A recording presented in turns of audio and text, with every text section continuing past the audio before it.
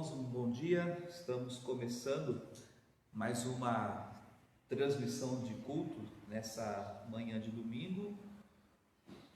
Os irmãos aos poucos estão entrando aqui, se conectando. Os irmãos também fiquem à vontade para compartilhar este culto na sua página, se quiser, e assim mais pessoas poderão também acompanhar o culto conosco aqui. Enquanto os irmãos estão entrando, eu vou fazer a leitura de um hino que também tem tudo a ver com a mensagem dessa manhã, que é o hino Fonte és tu de toda bênção. Fonte és tu de toda bênção, vem o canto me inspirar, a misericórdia tua quer em alto som louvar. Ó, ensina o novo canto dos remidos lá dos céus, ao teu servo e ao povo santo, para louvarmos-te, bom Deus. Ao Senhor eu agradeço, pois Jesus me socorreu, e por sua graça um dia vai levar-me para o céu. Eu perdido procurou-me, longe do meu Deus sem luz, dos pecados meus lavou-me, com seu sangue o bom Jesus. Devedor a tua graça cada dia e hora sou, teu cuidado sempre faça com que eu ame a ti, Senhor. O meu ser é vacilante, toma-o, prende-o com amor, para que eu a todo instante glorifique a ti, Jesus. Amém? Isso é verdade, nosso ser vacila de vez em quando, mas a nossa oração é que Deus possa nos fortalecer, nos sustentar no momento de tanta incerteza, que Ele nos dê esse fortalecimento. Nós vamos orar pedindo a bênção de Deus para este culto, lembrando que os irmãos podem interagir aqui com a transmissão, podem colocar seus pedidos de oração, podem também mencionar aniversariantes. Então, se alguém da família aniversariou, você pode aqui mencionar, que depois nós vamos orar no final do culto. Nós vamos orar então. Ó meu Pai, queremos pedir a tua bênção para o culto dessa manhã, que o Senhor venha revestir a tua palavra com o teu poder, que a tua palavra venha nos revitalizar, venha aumentar nossa fé, nossa esperança, nossa alegria em ti. Abra nossos olhos para vermos que o Senhor já tem dado tudo que nós precisamos. Nos ajude a sermos gratos e continuarmos a esperar em ti. É o que eu peço no nome de Jesus. Amém. Estamos estudando aqui nas manhãs de domingo a vida do profeta Elias. Então eu convido você a abrir sua Bíblia na primeira carta dos Reis, capítulo 17. Primeiro livro dos Reis, capítulo 17. Nós vamos ler do versículo 8 até o versículo 16. Primeiro livro dos Reis, capítulo 17, do versículo 8 até o 16. O tema da mensagem hoje é o milagre da farinha e do azeite. Vamos ver o milagre que Deus realizou no meio da pobreza, no meio da escassez, o milagre que Deus operou. Primeiro dos Reis, capítulo 17, do 8 ao 16. Então a palavra do Senhor veio a Elias: vá imediatamente para a cidade de Sarepta de Sidom e fique por lá. Ordenei a uma viúva daquele lugar que forneça comida. E ele foi. Quando chegou à porta da cidade, encontrou uma viúva que estava colhendo gravetos. Ele a chamou e perguntou: pode me trazer um pouco de água numa jarra para eu beber? Enquanto ela ia buscar água, ele gritou: por favor, traga também um pedaço de pão. Mas ela respondeu: juro pelo nome do Senhor, o teu Deus, que não tenho nenhum pedaço de pão, só um punhado de farinha num jarro e um pouco de azeite numa botija. Estou colhendo uns 2 gravetos para levar para casa e preparar uma refeição para mim e para o meu filho, para que a comamos e depois morramos. Elias, porém, lhe disse: não tenha medo, vá para casa e faça o que disse. Mas primeiro, faça um pequeno bolo com o que você tem e traga para mim. E depois, faça algo para você e para o seu filho, pois assim diz o Senhor, o Deus de Israel: a farinha na vasilha não se acabará, e o azeite na botija não se secará, até o dia em que o Senhor fizer chover sobre a terra. Ela foi e fez conforme Elias lhe dissera. E aconteceu que a comida durou muito tempo para Elias e para a mulher e sua família, pois a farinha na vasilha não se acabou, e o azeite na botija não se secou, conforme a palavra do Senhor proferida por Elias. Irmãos, vimos domingo passado que Elias, ele era o profeta de Deus, e Elias estava fugindo do rei Acabe. Por quê? Porque Elias foi até Acabe e disse para Acabe que Deus reteria a chuva por anos em Israel. Por causa do pecado de Acabe, por causa do pecado de Israel, Deus faria com que não chovesse mais e a fome começasse a prevalecer em Israel. Só que ao invés de Acabe se arrepender do pecado e voltar para o Senhor, Acabe ele quer perseguir, ele quer matar Elias. Então Deus esconde Elias por um tempo. Primeiramente Deus mandou Elias se refugiar junto ao riacho de Querite. Lá em Querite, Elias tinha água para beber, e 2 vezes por dia Deus enviava corvos para levar pão e carne para Elias comer.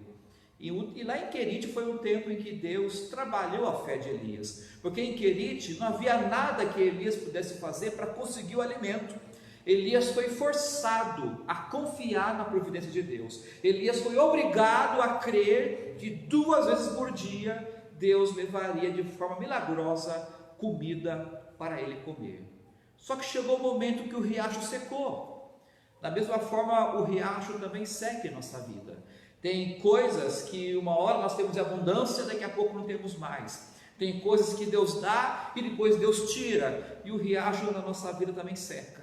Mas quando o riacho seca, Deus tem um outro plano, assim como Deus teve um outro plano para Elias, assim que o riacho secou. E o que Deus diz para Elias? É o texto que lemos aqui para esta manhã. Então convido você a voltar aqui para o versículo 8 de 1 dos Reis, capítulo 17. Então a palavra do Senhor veio a Elias: vá imediatamente para a cidade de Sarepta de Sidom e fique por lá, porque ordenei a uma viúva daquele lugar que lhe forneça comida. Deus está mandando Elias ir para uma cidade mais longe. Sarepta ficava a cerca de 100 quilômetros longe de Querite. Então imagina você viajar mais ou menos 100 quilômetros a pé num deserto. Mas Elias obedeceu, ele fez o que Deus mandou. E o que chama atenção é que Sarepta ficava na região onde Jezabel nasceu. E mais, o pai de Jezabel controlava essa região. Aí vem a pergunta: por que Deus vai levar Elias para o território inimigo? Para provar que o poder de Deus é maior que o poder do inimigo. E Deus tinha poder para proteger Elias, mesmo debaixo do poderio do pai de Jezabel. E Sarepta tem um significado interessante. Sarepta significa fundir, refinar e testar. Não é à toa que Deus mandou Elias para um lugar com esse nome, porque mais uma vez Deus vai refinar a fé de Elias. Deus vai refinar, aprimorar e testar a fé de Elias. É o mesmo motivo porque Deus também nos coloca em dificuldades. Quando você se vê em dificuldades, lembre-se, Deus também está refinando a sua fé. Deus está testando, te fortalecendo, e Deus vai treinar a fé de Elias aqui em Sarepta. E Deus começa a dar a Elias a primeira lição aqui, que é a lição de humildade. Olha aqui o versículo 9, olha o que Deus diz: Elias, ordenei a uma viúva daquele lugar que lhe forneça comida. Olha só, Deus não está dizendo: Elias, vá para Sarepta cuidar de uma viúva. Ele diz: não, você vai para Sarepta e uma viúva vai cuidar de você. Olha uma inversão. É muito confortável para nós ajudar os outros.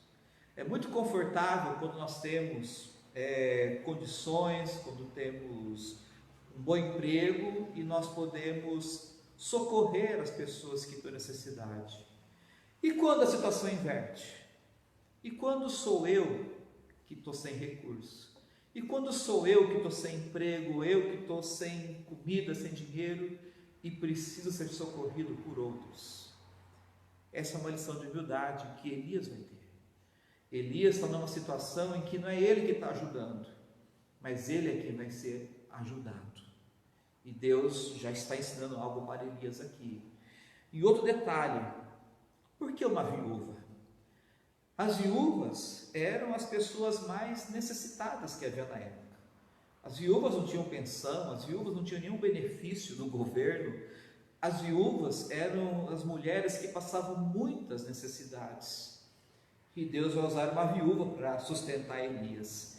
E outro detalhe, o suprimento de Sarepta vinha de Israel. Sarepta comprava comida de Israel. Agora, se havia fome em Israel, imagina como estava a situação lá em Sarepta. Só que Elias obedeceu, porque quando Deus envia, nós temos que obedecer. E assim Elias foi. Que outra coisa que aprendemos aqui, nós não vivemos por explicações, vivemos pela fé. Porque não tinha explicação nenhuma em Elias ir para um lugar pobre para ser alimentado por uma viúva pobre.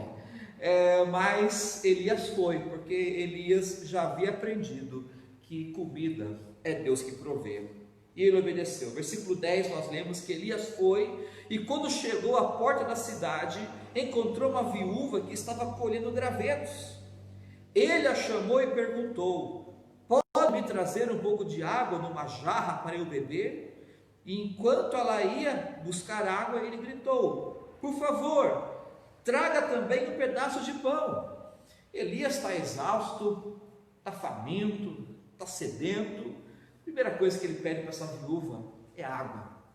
Depois ele pede também um pedaço de pão. Mas quando ele pede um pedaço de pão, aí vem a surpresa. Olha só o versículo 12. A viúva olha bem para Elias, ela reconhece que ele é israelita por causa do sotaque. A viúva não era israelita, mas ela reconheceu que Elias era israelita. E ela responde para ele: olha, eu não sei quem você é, mas eu juro pelo nome do Senhor, o teu Deus, eu não tenho nenhum pedaço de pão, eu só tenho um punhado de farinha no jarro e um pouco de azeite na botija. Estou colhendo os 2 gravetos para levar para casa e preparar uma refeição para mim e para o meu filho, porque nós vamos comer essa última refeição e depois vamos morrer. Espera aí, essa viúva que Deus vai usar para sustentar Elias, uma viúva que não tem comida nem para ela mesma. Como que Elias reagiu? Talvez Elias poderia ter surtado, talvez Elias poderia ter murmurado, talvez ele poderia ter reclamado contra Deus, dizendo, como Israel fazia, no deserto. Elias poderia ter dito: ó Senhor, foi para isso que o Senhor me trouxe aqui, para morrer de fome com essa viúva. Elias poderia ter dito isso, mas ele não fez. Por quê? Porque Elias já havia passado quase um ano em Querite, e Elias havia aprendido que Deus tem poder para alimentar seus filhos. Por isso então que Elias, ele deu a seguinte resposta para essa mulher no versículo 13. Elias, porém, lhe disse: não tenha medo, vá para casa e faça o que disse, mas primeiro faça um pequeno bolo com o que você tem e traga para mim, e depois faça algo para você e para seu filho, pois assim diz o Senhor, o Deus de Israel: a farinha na vasilha não se acabará, e o azeite na botija não se secará, até o dia em que o Senhor fizer chover sobre a terra. A viúva estava olhando para a sua vasilha, a viúva estava olhando para a botija de azeite. Quando ela olhou para a vasilha de farinha, o desespero, porque olha, só tem um punhado de farinha, eu vou fazer uma alimentação para mim e para o meu filho e vamos morrer. Só que Elias não está olhando para aquilo que está faltando, Elias não está olhando para a vasilha, Elias está olhando para o Senhor. E ele sabia que o Senhor já havia sustentado ele. Então a fé dele não estava na comida em si, mas a fé dele estava no Senhor. Aquele mesmo Deus que fez sair água da rocha, o mesmo Deus que fez cair pão do céu no deserto, Elias cria que esse era o Deus que traria sustento para ele e para a família da viúva. Elias, ele aprendeu essa lição. E nós não podemos encorajar ninguém a crer em Deus se primeiro nós não estivermos crendo nele. Elias, ele cria no Senhor, por isso ele encorajou essa mulher a crer no Senhor também.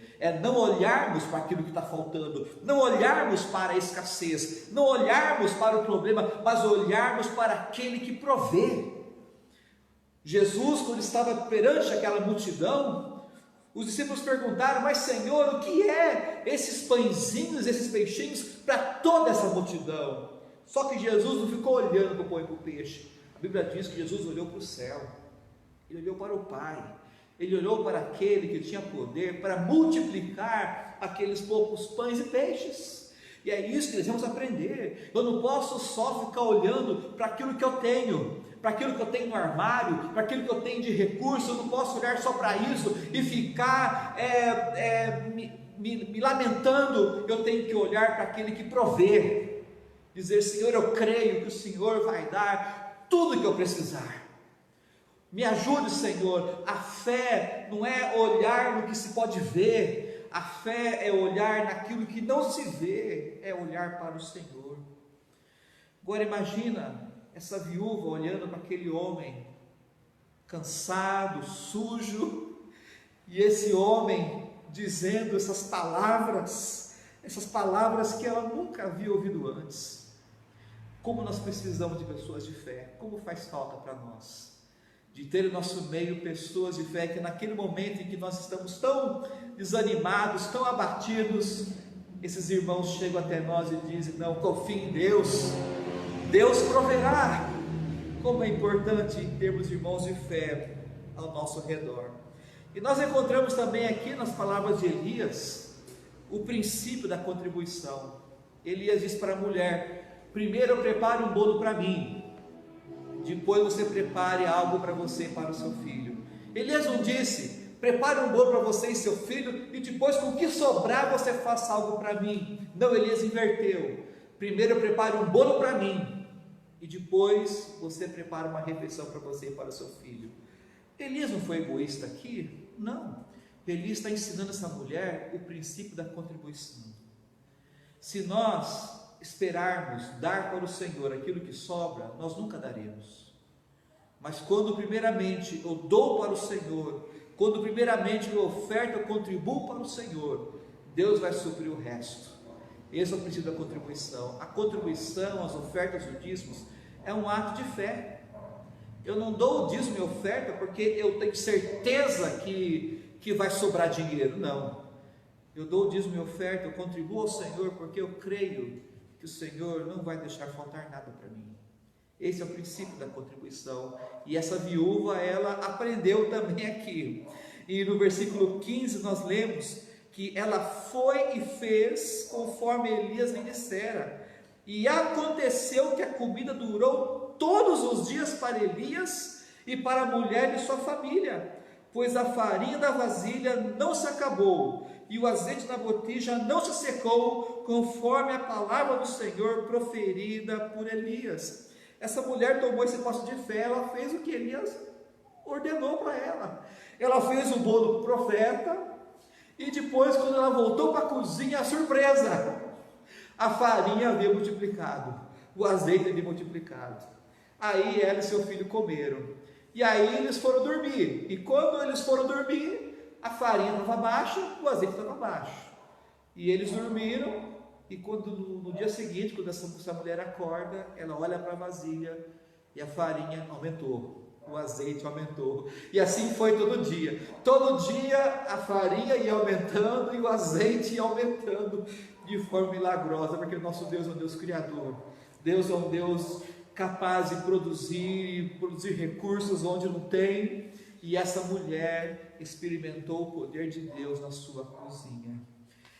Outra coisa, Deus não deu para essa viúva e para seu filho tudo o que eles queriam, mas Deus deu para eles tudo o que eles precisavam, e esse é um princípio importante. Deus não tem obrigação, Deus não vai realizar os meus sonhos, os seus sonhos, Deus não vai realizar todas as nossas conquistas, Ele não prometeu que vai dar isso, Deus não prometeu que vai realizar meus sonhos, mas Ele prometeu que vai dar tudo aquilo que eu precisar. E nós temos até que reavaliar os nossos sonhos. Nós cremos que o maior sonho que temos que ter é o sonho de estarmos frente a frente com Jesus. É o sonho de estarmos lá no céu, contemplando o rosto daquele que nos amou e se entregou por nós. Esse tem que ser o nosso sonho. E a nossa maior conquista deve ser realizar a obra que Deus quer que nós façamos, para que quando eu estiver diante de Jesus, eu não fique com vergonha de não ter feito aquilo que era para eu ter feito. Então, busquemos o reino de Deus, ansiamos o Senhor, busquemos em primeiro lugar o reino de Deus, que Deus vai suprir tudo aquilo que nós precisarmos. Alguns princípios para nós tirarmos essa lição. Primeiro, não tente entender o que Deus faz. Deus mandou Elias ir para a casa de uma viúva pobre, não tinha explicação nenhuma, mas tudo tem um motivo. Então não tente entender o que Deus está fazendo aí na sua vida. Creia que Deus está cuidando de você, e Deus é o Deus que faz milagres na situação mais difícil. E mais, nós não sabemos por quanto tempo nós vamos ficar na situação. Quando Deus falou para Elias ir na casa da viúva, Deus não disse: Elias, vai para Sarepta e fique 2 meses lá, fique 3 meses lá. Não, se você observar aqui no versículo 8, ele diz: vá para Sarepta e fique por lá. Ou seja, Elias, você vai ficar um tempo indeterminado lá. E Deus faz assim conosco. Quando Deus enviou essa pandemia, Deus não determinou para nós, Deus não disse para nós quanto tempo ficaríamos assim. Deus falou: vocês vão ficar assim por um tempo, mas Deus está trabalhando, e nós não temos que entender tudo, mas Deus está trabalhando nossa fé, como Ele trabalhou a fé de Elias e trabalhou a fé dessa viúva. Outro princípio: quando a situação estiver apertada, não desista, não desespere, confie. Quando Elias viu que aquela viúva estava passando fome, ele poderia ter se desesperado, mas não desesperou, ele confiou no Senhor, e Deus alimentou ele e alimentou a viúva. Nós vemos também que a promessa de Deus depende da obediência, ou seja, continue obedecendo, continue fazendo aquilo que Deus quer que você faça, e Ele vai suprir. E saiba também que nem sempre Deus vai dar tudo que você gostaria, mas Ele vai dar tudo que você precisa. Precisamos ser gratos a Ele. E por fim, lembre-se daquele que também passou por todo tipo de privação, sem pecar, que foi o Senhor Jesus. O Senhor Jesus não teve nem uma cama digna, um berço digno para dormir quando Ele veio a este mundo. Ele ficou numa manjedoura. E esse Jesus que passou por todo tipo de provação e venceu, é o mesmo Jesus que vai nos ajudar a passar por toda a dificuldade, por toda a provação, confiando naquele que tudo provê, naquele que tudo sustenta. E a nossa oração é essa: que Deus fortaleça nossa fé, que nós paremos, como Elias, paremos de olhar só para a vasilha, paremos de olhar só para aquilo que não tem, e passamos a olhar para o Senhor, para aquele que tudo provê. Oremos. Obrigado, Senhor, por mais essa porção da Tua Palavra que estudamos, e produz em nós a mesma fé que o Senhor produziu no profeta Elias, essa mesma fé, essa mesma confiança, essa mesma esperança que ele tinha em Ti. Como diz a carta de Tiago, Elias era humano como nós. Elias, ele tinha os mesmos temores que nós temos, ele tinha as mesmas fraquezas que nós temos, mas o Senhor o fortaleceu com a fé. Fortaleça também a nossa fé, Senhor. Nós queremos também ter essa confiança em Ti. É o que eu peço no nome de Jesus. Amém. Irmãos, nós vamos passar agora para a segunda parte do culto, que são os pedidos de oração. Primeiramente eu vou ver aqui os pedidos que as irmãs colocaram no WhatsApp. Então, primeiramente, Irmã Clarinda, agradeço a Deus por tudo que tem feito por nós e peço pela nossa saúde. Amém, irmã, que Deus continue cuidando de vocês. A Vilca, louvamos a Deus pelos cuidados e livramentos nessa semana, pedimos por nossa saúde. Amém, louvamos a Deus que Deus tem cuidado de nós, Deus nos tem dado alguns livramentos, então louvamos a Deus por isso. A minha mãe, eu agradeço ao Senhor pelo cuidado e proteção, peço por toda a nossa família e pela nossa igreja, que em meio às adversidades possamos crer que Ele está conosco, suprindo tudo que precisamos. Amém? Louvamos a Deus por tudo que Ele tem suprido a nós. Irmã Paula, bom dia, irmãos. Agradeço a Deus pela proteção em mais uma semana e peço a Deus que continue nos guardando e nos protegendo. Amém, Paula? Que Deus assim faça, com cada um de nós. Deixa eu ver aqui no grupo dos homens. Irmão Leandro, bom dia, agradeço ao Senhor por todo o bem em minha vida e também na minha casa. Irmão Divino, bom dia, irmãos, eu agradeço a Deus pela vida, por estar cuidando de mim e da minha casa e também da nossa igreja. Amém, irmão? Que Deus continue cuidando de todos nós. Irmão Edmar, bom dia a todos. Quero agradecer a Deus pelo cuidado com minha família, pela nossa igreja e que Deus tenha misericórdia do nosso país. Amém, Edmar? Que Deus continue cuidando, tendo misericórdia de nós. Irmão Valdeci, irmãos, agradeço a Deus pelo cuidado de nossas famílias e também pelos missionários. Ele também agradece pela melhora da saúde da Rosângela. Amém? Que Deus esteja completando essa obra, na saúde da Rosângela. Continue cuidando de nós, dos nossos missionários. Irmão Gilberto, eu agradeço a Deus pelo cuidado dele por todos nós, em especial com nossas famílias. Amém, Gilberto? Que Deus continue assim cuidando de todos nós. Deixa eu ver aqui se tem mais pedidos.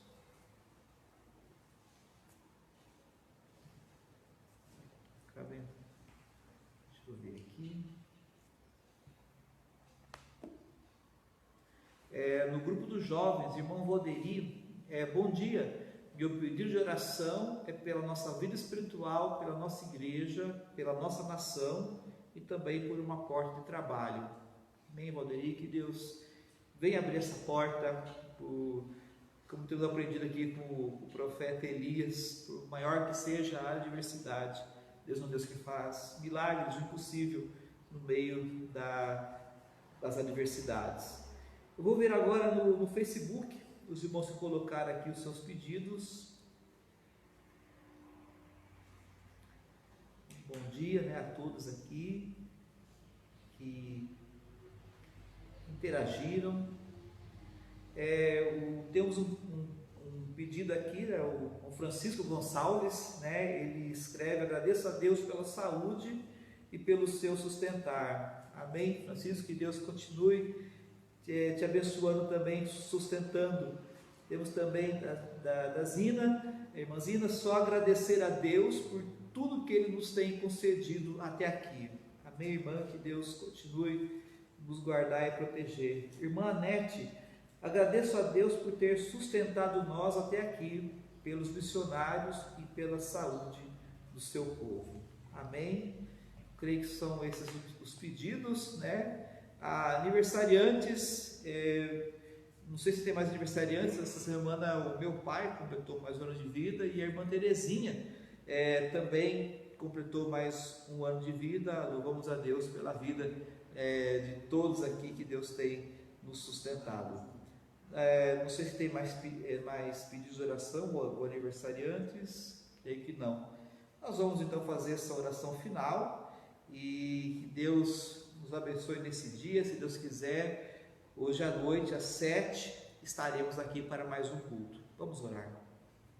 Obrigado, Senhor, por mais essa oportunidade que tivemos de estudar Tua Palavra. Eu quero colocar agora cada pedido que foi aqui apresentado.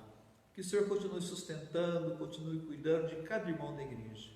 Por aqueles que estão enfermos, Senhor, sustente a saúde deles, que que eles possam logo, logo experimentar, ó Pai, a cura dessas enfermidades conforme o Teu poder. Agradecemos também por todos que completaram mais um ano de vida, que o Senhor esteja cada vez mais derramando as bênçãos sobre eles, dando a fé, a força, a esperança e saúde em Ti, Senhor. Guarde-nos esse dia e que possamos logo mais à noite estarmos aqui para mais um culto glorificando o Teu nome. É o que eu peço no nome de Jesus. Amém. Irmãos, nós ficamos por aqui. Que Deus abençoe. E lembrando os jovens que agora terão a sua aula, a sua aula online também. Que Deus abençoe e até mais à noite, a partir das 7 horas.